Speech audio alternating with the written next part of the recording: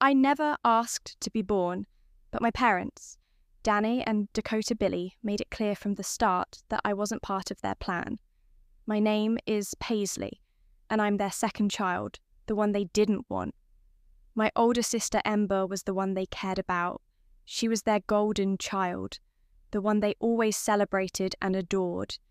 Growing up in the Billy household was like living in two completely different worlds. Ember's world was full of love, attention, and constant prayer. My world, on the other hand, was cold, lonely, and filled with barely disguised resentment. I always felt like an outsider in my own family. One memory that sticks with me to this day is my 8th birthday. I woke up that morning feeling hopeful, thinking maybe this year would be different. Maybe they'd remember, maybe they'd care.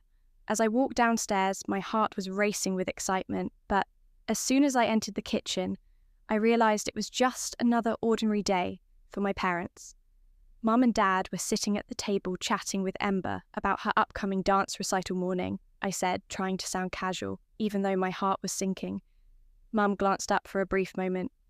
"Oh, Paisley, your cereal's in the cupboard," she said. Then turned her attention back to Ember.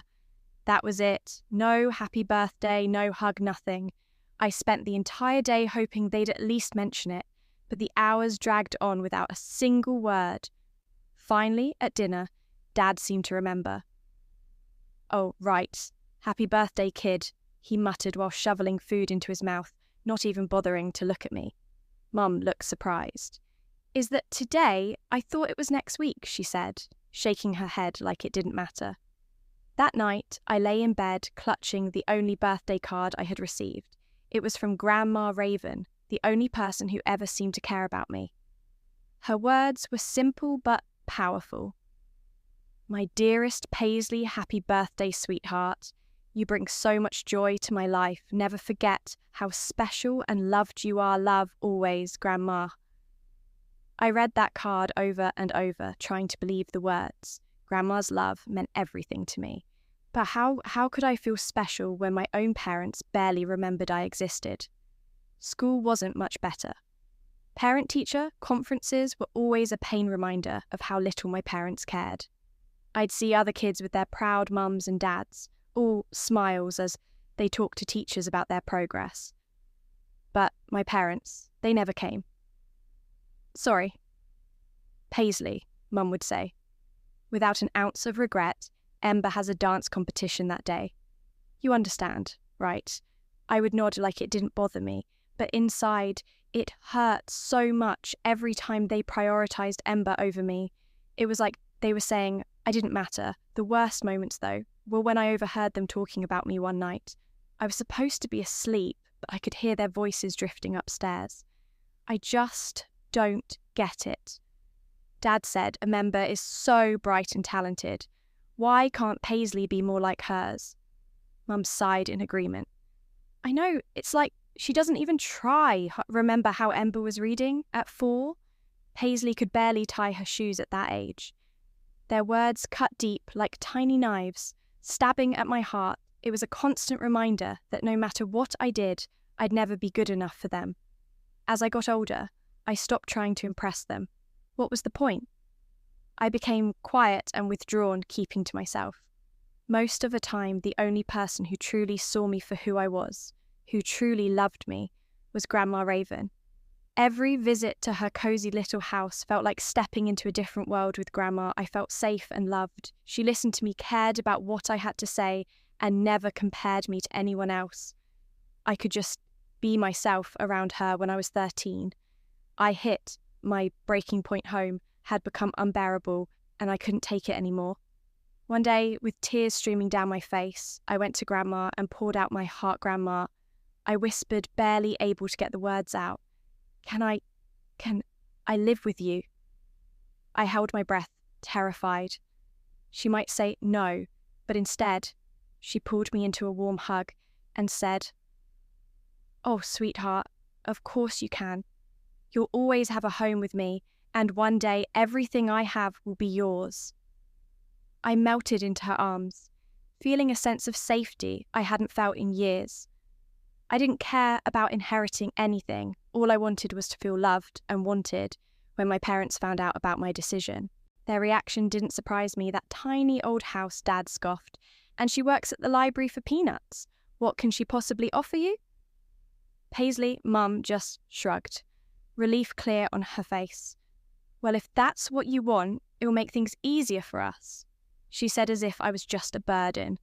They were glad to get rid of their indifference hurt, but it also confirmed I was making the right choice. They didn't value Grandma's love, but I did. Living with Grandma wasn't always easy. Money was tight, and we often struggled to make ends meet. She worked long hours at the library, and I took on small jobs to help out. But none of that mattered. For the first time in my life, I felt like I belonged. I felt loved. Grandma showed me that I wasn't invisible, that I mattered, and that I was capable of so much more than my parents ever believed. With her support, I began to find my own strength and discover who I truly was living with. Grandma felt like stepping into a new, beautiful chapter of my life for the first time. I felt truly loved and accepted. Grandma never missed a single school event, whether it was a presentation, a play, or an award ceremony. She was always there, sitting proudly in the front row. She cheered the loudest, clapping her hands and smiling like I was the most amazing person in the world at home. My drawings and school projects covered her friend. Every visitor to her house got to hear about her brilliant granddaughter. She'd tell them stories about my accomplishments. Big or small, her pride shining brighter than any star under her care. I started to change, the shy, quiet girl I used to be began to fade away for the first time. I felt like I could do anything. I made friends, joined clubs at school, and my grades improved a lot. It was amazing what a little love and encouragement could do, even though we struggled with money. Grandma made sure I never felt like we were missing anything. She'd sometimes skip meals so I could have a full plate. Our little house might have been old and small, but it was warm and full of care. We didn't have much, but what we did have was enough. Everything finally felt like it was falling into place. Until one crisp autumn afternoon, Grandma came home from work looking different. Her face showed a mix of emotions, happiness, sadness, and something else I couldn't quite figure out. She was smiling, but her eyes were shiny with unshed tears. Paisley, sweetheart, she said, her voice trembling as she sat down beside me. We need to talk. It's about my sister, Marilyn. She passed away unexpectedly. I barely remembered Aunt Marilyn. She was Grandma's sister, a wealthy businesswoman who had been distant from the family for as long as I could remember. I'm so sorry, Grandma, I said softly. Reaching out to hold her hand, Grandma gave my hand a gentle squeeze. Thank you, my love, she said, her voice steadying. But there's more. She paused for a moment before continuing. Marilyn, she left me everything. Her entire fortune. We're millionaires now. Sweetheart, multi-millionaires. I stared at her, not sure I'd heard her right. Millionaires, us. It felt unreal. Word about Grandma's and her spread quickly, and it didn't take long for my parents to come knocking. One evening, there was a firm knock on our door. When Grandma opened it, there they were, Danny and Dakota, standing on the porch with 4 smiles and teary eyes. Raven, Paisley. Mum said, her voice shaking like she was on the verge of tears. We've made a terrible mistake. Dad nodded, looking more humble than I'd ever seen him. We've been awful parents, truly awful, but we've realised how wrong we were, and we want to make things right. I stood there frozen, staring at the 2 people who had ignored me for most of my life. Now, they were standing here begging for a second chance. Please, Paisley, Mum said, reaching out toward me with trembling hands. Come home, let us be the family we should have been all along. I looked at Grandma feeling torn and unsure. She gave me a kind, understanding smile. It's your decision, sweetheart, she said gently. Whatever you choose, I'll support you. I spent days thinking it over. Deep down, I wanted to believe that my parents had changed. Maybe they really did regret everything. Maybe I could finally have the loving family I'd always wanted with Grandma's blessing. I packed my things and returned to the Billy house. At first it felt like a dream come true. Mum and Dad were attentive and loving. They came to all my school events, cheering loudly for me just like Grandma used to. They even started giving me thoughtful gifts. Not expensive things, but little items that showed they were paying attention to my interests. We began having family game nights, something we'd never done before. I'll never forget the first time Dad ruffled my hair after I won a game of Monopoly. "That's my girl," he said with a proud smile. The warmth that spread through me in that moment was indescribable. The biggest surprise was bedtime. Mum started tucking me in every night, something I had always wished for as a little girl. She'd smooth my hair and kiss my forehead softly goodnight. "Sweetheart," she'd whisper, "we love you so much." Even Ember seemed different. She started including me in her plans, introducing me to her friends, and giving me advice about boys and makeup. For the first time, I felt like her sister, not her shadow. I wanted to believe it was all real, that my family had truly changed and finally saw me for who I was. But a small voice in the back of my mind whispered doubts. Why now? Why only after Grandma came into money? I tried to silence that voice, convincing myself that they had really changed.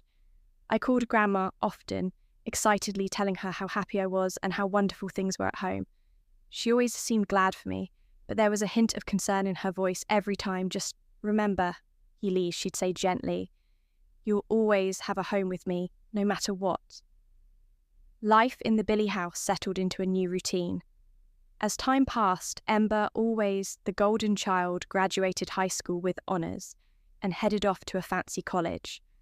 My parents threw her a huge graduation party, complete with decoration speeches and a catered dinner watching them. Being with pride at Ember's achievements brought back old feelings of being invisible.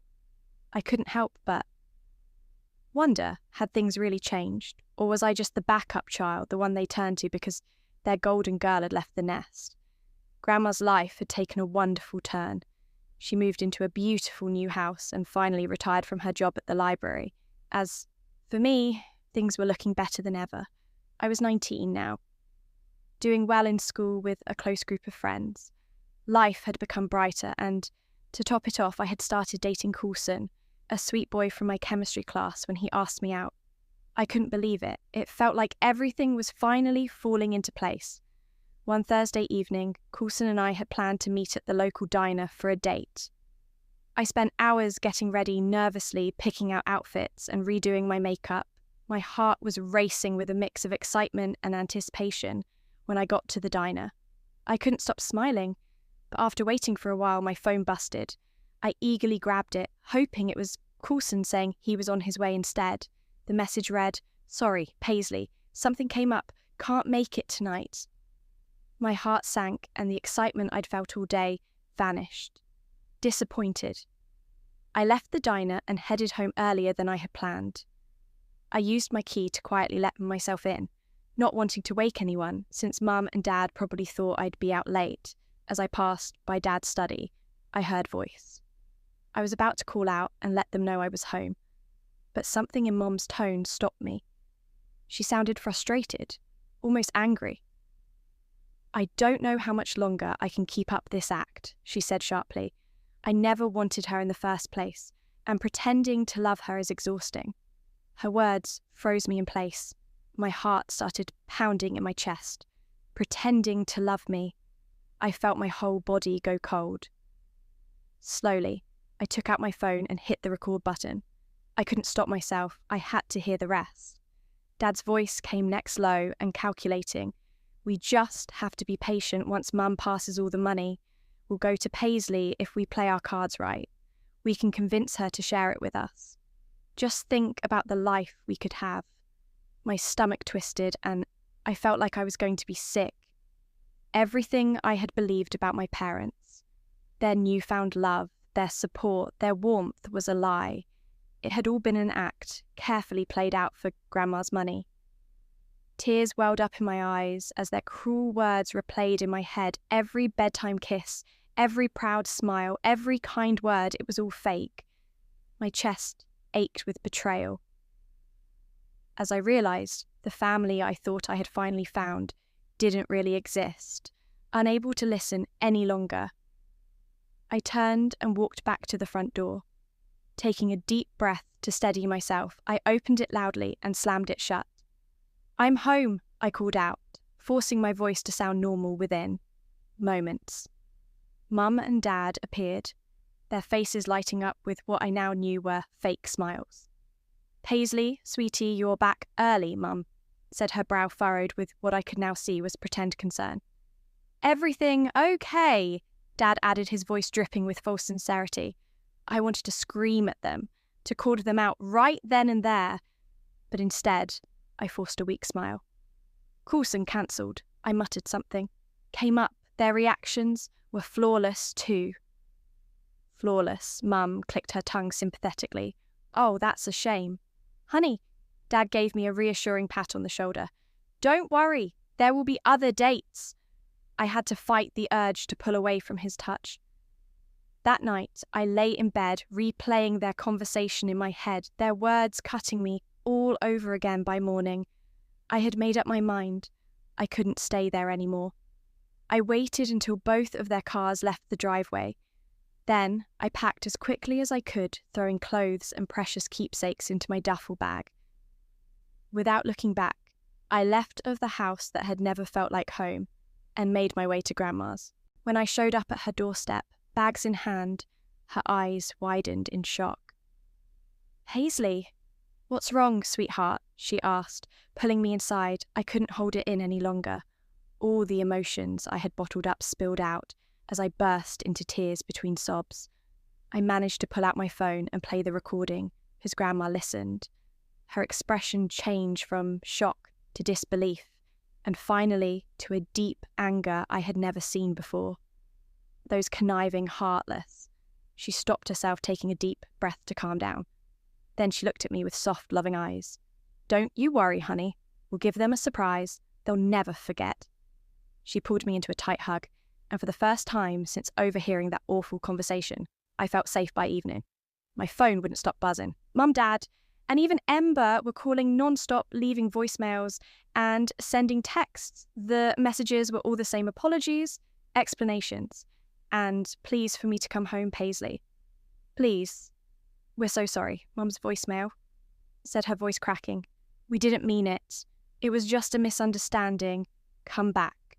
Dad's text read, "We can fix this. We're still your parents." Even Ember chimed in, sending me a long message about how much she missed me and how the family wasn't the same without me. But their words didn't move me anymore. I had seen the truth, and I knew their sudden concern wasn't out of love. It was out of fear of losing Grandma's fortune sitting in Grandma's warm, cozy living room. I realised that I didn't need their fake love or empty promises. I had Grandma, and that was more than enough. I ignored their calls and texts for as long as I could. My phone buzzed constantly, but I wasn't ready to face them finally. After what felt like hours of endless buzzing, I picked up. "Hello," I said, coldly, keeping my voice steady. "Paisley." "Oh, thank God," Mum's frantic voice came through the line. "Where are you? We've been so worried." The irony of her words almost made me laugh. Worried about me. They hadn't cared for years. "I'm with Grandma," I replied calmly, "and we'd like to invite you over tomorrow for a family conversation." There was a long silence on the other end before Mum stammered, "Of course, we'll be there, Paisley. Honey, whatever's wrong, we can fix it." I hung up before she could finish "fix it." They had no idea of what was about to happen. The next evening, tension hung thick in the air as the doorbell rang. Grandma gave my hand a reassuring squeeze before going to answer it when she opened the door. My parents stepped inside, their faces plastered with fake concern. Paisley's sweetheart Mum began reaching out to me with an overly warm smile. I took a step back, my expression unreadable. Confusion flickered across her face, but she quickly hit it. "Please, have a seat," Grandma said firmly, gesturing to the dining room. Her voice was calm, but there was an edge of authority that made it clear she was in control. "We have a lot to discuss." As my parents sat down, I noticed Dad's eyes darting around the room, taking in the elegant furniture, expensive decor, and the signs of Grandma's newfound wealth. He cleared his throat uneasily. "What's this all about?" he asked, trying to sound casual. "Is everything okay?" Without a word, I placed my phone on the table and pressed play. The room was filled with the sound of their own voices, cold, calculating, and cruel. They spoke about manipulating me, waiting for Grandma to pass, and taking her money. Every word was like a knife, and I could see the colour draining from their faces. As they listened, when the recording ended, the silence was deafening. Mum's hand flew to her mouth, and Dad seemed to shrink in his chair for a moment. They were too stunned to speak. Then, all at once, they started talking over each other, their voices a mess of excuses and apologies. "Paisley, we didn't mean it. Mum cried. It was just a stupid mistake. Listen, we were under a lot of stress," Dad began, but his words sounded empty. Grandma raised her hand, silencing them. When she spoke, her voice trembled with disappointment and controlled anger. "I truly believed you had changed," she said, her words slow and deliberate. "I was even considering dividing my estate among all of you." She paused, her gaze hard and unwavering. "But now I can say with certainty that everything I have will go to Paisley alone." Her words hit them like a brick wall. Mum's face crumpled as the realization set in. Dad clenched his jaw, looking as though he wanted to argue but couldn't find the words. "Please, you have to understand," Mum begged, tears streaming down her face. "We made a mistake, but we do love Paisley. We can fix this," but when their begging got them nowhere, their tone shifted. Dad's face twisted with anger. "You can't do this," he snapped. "We, her parents, we have rights. We'll make sure you never see her again." Ravens. Their threats didn't faze me. For the first time in my life, I felt calm and sure of what I needed to do. "I'm filing for emancipation," I said, my voice steady. "Grandma will be my legal guardian. You don't have any power over me anymore." The shock on their faces was almost comical. If it weren't so painful, they looked between me and Grandma, unable to process what was happening. Their carefully laid plans hadn't just failed, they had completely backfired. "I think it's time for you to leave," Grandma said, firmly standing and gesturing toward the door. Her tone left no room for argument. For a moment, they hesitated, as if trying to think of one last way to salvage the situation, but there was nothing they could say. Defeated, they walked out and the door closed behind them, with a finality that felt like the end of a long, painful chapter. I let out a breath I hadn't realized I'd been holding. Grandma pulled me into a warm hug, and for the first time in days, I felt the weight on my shoulders begin to lift. The weeks that followed were a blur of legal meetings and court appearances. Grandma hired the best lawyers to help me with the emancipation process, and to officially transfer guardianship to her. I had naively thought that my parents would give up once they were exposed. I was wrong.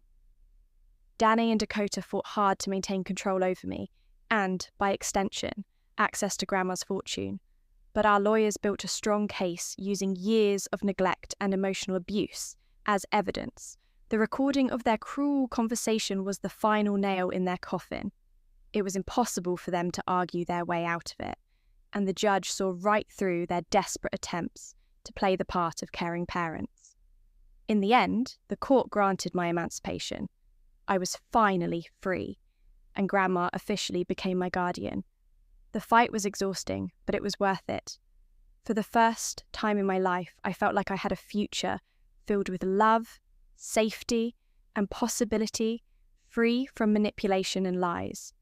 Grandma and I returned home that day, ready to start the next chapter of our lives together. The pain of the past would always be a part of me, but it no longer defined me with Grandma by my side. I was ready to build a new life, one filled with hope and happiness. The case against my parents wasn't built on just the recording. It was much more than that. Teachers from my old schools testified about their neglect. Mrs. J, my third-grade teacher, shared a heartbreaking memory of the time I won the school spelling bee. It was a big moment for me, but neither of my parents showed up to watch me receive my award. Neighbours also came forward. Mr. Ellis, who had lived next door to us for years, spoke about the extravagant birthday parties my sister Ember always had complete, with decorations, cakes, and guests. While mine went completely uncelebrated it, the courtroom listened to story after story, each piece painting a clear picture of the neglect and favoritism I had endured. Finally, the day of the final hearing arrived as we waited in the courtroom for the judge to appear. The air was thick with tension. Then I noticed someone slip quietly through the back door. It was Ember. When Ember took the stand, I was shocked. Her words shattered any illusion of family loyalty I might have still clung to. "Yes, Your Honour," she said, her voice steady and clear. "I knew about my parents' plan to use Paisley to gain access to my grandmother's money." The courtroom erupted into whispers, but I sat frozen, unable to believe what I was hearing. Ember continued, her tone calm and matter of fact. The sudden kindness, the sisterly bonding, it was all part of the act. Our parents thought it would be more convincing if I played along. Her eyes met mine briefly, and for a moment I thought I saw regret. But it was too late. Her words were the final blow, destroying any hope I had of mending my relationship with my family. The judge's decision came quickly and decisively. Grandma was granted full guardianship, and I was legally emancipated from Dane and Dakota Billy. As we walked out of the courthouse, I felt a strange mix of emotions: relief, sadness, and a deep sense of freedom. Grandma put her arm around my shoulders and pulled me close. "It's over, sweetheart," she said softly. "You're safe now." I nodded, unable to speak because of the lump in my throat. It was over, yes, but it was also a new beginning, a chance to build a life free from manipulation and conditional love. As we drove home, I stared out the window, watching the familiar streets of my childhood pass by. I wasn't just leaving behind the family I was born into, I was moving towards something far more meaningful. The mansion I now shared with Grandma wasn't just a house, it was a safe haven where I could finally breathe, grow, and heal. Grandma, true to her word, gave me every opportunity to succeed, but more than the material comforts or tutors she provided, it was her constant love and encouragement that made the biggest difference. You can be anything you want to be. "Paisley," she'd say with a proud smile, "the world is yours." With her support, I focused on my studies like never before. I wasn't trying to prove my worth to I&D different parents anymore. Instead, I was building a future for myself on my own terms. Grandma and I went on adventures I had never dared to dream of before. In England, I fell in love with art and architecture on a safari in Africa. I discovered a passion for wildlife photography. Every trip, an experience uncovered a new part of myself, showing me a world of possibilities I had never imagined. But the most important work didn't happen in those exciting places. It happened in the quiet office of Dr. Harper. My therapist. Twice a week, I sat on her cozy couch and worked through years of emotional pain. "It's okay to be angry," she told me gently. One day, "It's okay to grieve the family you should have had over time." I began to trust again, not just others, but myself. I started to see my own worth and understand that I deserved love and respect simply for being me. As my high school graduation approached, I found myself reflecting on the difficult journey that had brought me to this point. The family I had lost, the struggles I had faced, and the strength I had gained. It all led me here. The family I was born into was no longer part of my life. There were no cards, no calls, no contact from Mum, Dad, or Ember. They were now just characters in a painful chapter of my past, but losing them gave me something far more valuable: self-respect, inner strength, and the unconditional love of a grandmother who had been more of a parent to me than my biological parents ever were. The night before graduation, Grandma and I sat on the patio watching the sunset paint the sky in shades of orange and pink. "I'm so proud of you, Paisley," Grandma said, reaching over to hold my hand. "You've been through so much, and look at you now. You're stronger and more beautiful than ever." Tears welled up in my eyes, but for the first time, they were tears of joy. "I couldn't have done it without you, Grandma. You saved me." She shook her head, smiling softly. "No, sweetheart, you saved yourself. I just gave you a safe place to do it the next day. As I stood on stage accepting my diploma, I heard Grandma's cheers above everyone else. A sense of peace washed over me. The pain of my past no longer defined me. Instead, I felt excitement for the bright future ahead. I had lost the family I was born into, but I gained something far more precious: the freedom to become who I was always meant to be. As I looked out at the crowd, my eyes met Grandma's. In that moment, I knew that whatever came next, I wouldn't face it alone.